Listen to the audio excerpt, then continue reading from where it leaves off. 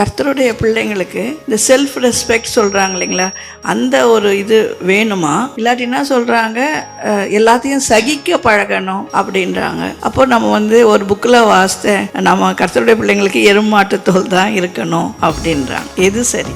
நம்ம பிள்ளைகளுக்கு சுயமரியாதை இருக்கணுமா, எருமை மாட்டு தோல் இருக்கணுமா அப்படின்னு நான் சேர்த்து சொல்கிறேன். சுயமரியாதையினால் வருகிற எருமை மாட்டு தோல் இருக்கணும். அதே நாங்கள் சுயமரியாதையினால் வருகிற எருமை மாட்டு தோல். ஏசு முகத்தில் துப்புறாங்க, திருப்பி அடிச்சாரா? அதுக்கு அவர் கோலையா? அவர் தாழை மயிரை பிடுங்குறாங்க, அவர் பின்வாங்கவும் இல்லை எதிர்க்கவும் இல்லை. அதான் கிறிஸ்தவம். அவர் முகத்தில் தப்புனால அவருடைய சுயமரியாதை போயிடுச்சுதா? இன்றைக்கு உலகம் முழுவதும், உலகத்திலையும் பிரியமானவர்களே 1/3 அதிகமானவர்கள் இன்றைக்கும் இந்த இயேசுவை தன்னுடைய தேவனாக ஏற்றுக்கொண்டிருக்கிறாங்களே.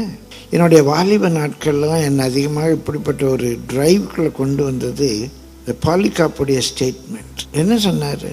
அவரை 80 வயசுக்கு மேலே அவரை நெருப்பில் வச்சு கொண்டு போகிறாங்க. அந்த நெருப்பு மரத்தை கட்டி, எரி மரத்தில் கட்டி கொளுத்துவாங்க. அப்போ அந்த மேடைக்கு அவர் கூப்பிட்டு போகிறாங்க. அப்போ ஒரு ரோம் அதிகாரி அவர் காதில் சொல்கிறார், பாலிகாப் உலகமே உங்களுக்கு எதிராக இருக்குது தெரியுதா அப்படின்னார்.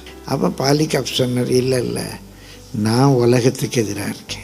அப்போ அன்றைக்கி அவரை நெருப்பில் வச்சு எரிக்க கொண்டு போகும்போது அவர் விட்டு கொடுத்தாரே, அது கோழைத்தனமா, எருமை மாட்டுத்தனமா? இல்லை, அந்த சுயமரியாதையினுடைய உச்சம் அது.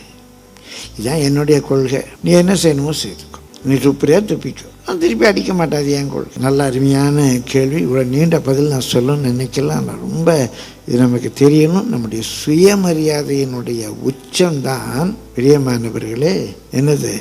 சகிப்புத்தன்மை.